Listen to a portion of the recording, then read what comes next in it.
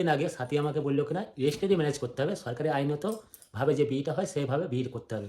এই নিয়ে আমাদের কিন্তু সংসারে একটুখানি, তার জন্য কিছু কথা না না আমি একটা কথা বলি। বিষয়টা হচ্ছে আমার নিজস্ব ব্যক্তিগত কিছু ব্যাপার আছে যেই কারণের উপর ভিত্তি করে ওকে আমি রেজিস্ট্রি ম্যারেজ করতে চাই বিয়ের এতগুলো বছর পরেও। ওটা ওই অধিকারটা আমার থাকতেই পারে মানুষ হিসাবে। ও মানতে রাজি না, বলছে না আমি তোমাকে রেজিস্ট্রি করবো না। আমি বললাম আরে বাবা সংসার করছো আর আইনত স্বীকৃতি দিতে গিয়ে তোমার এত কিসের বাধা? এবার স্বাভাবিক আমিও জোর ধরবো।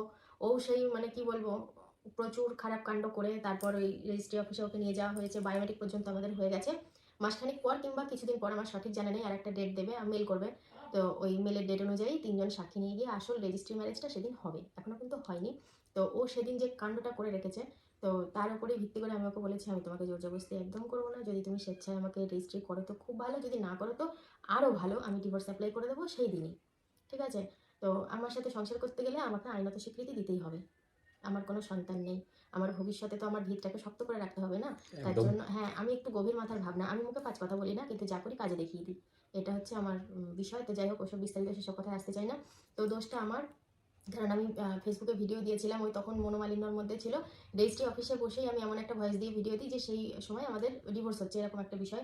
ভিডিওটা তুমি কেন, যে দেখেছো সে কেন, আমি দেখলে আমিও ভাবতাম যে ডিভোর্স হয়ে গেছে, কিন্তু আমাদের মনে অনেক অমিল চলছে। ওই খাতা কলমে ডিভোর্স কি, আমাদের মনে মনে ডিভোর্স হয়ে গেছে। তো যাকে সেসব কথা।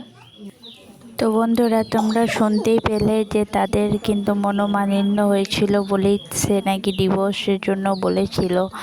তো সবাই কিন্তু ভেবেছে যে ডিভোর্সই হবে, কিন্তু আদৌ তা নয়।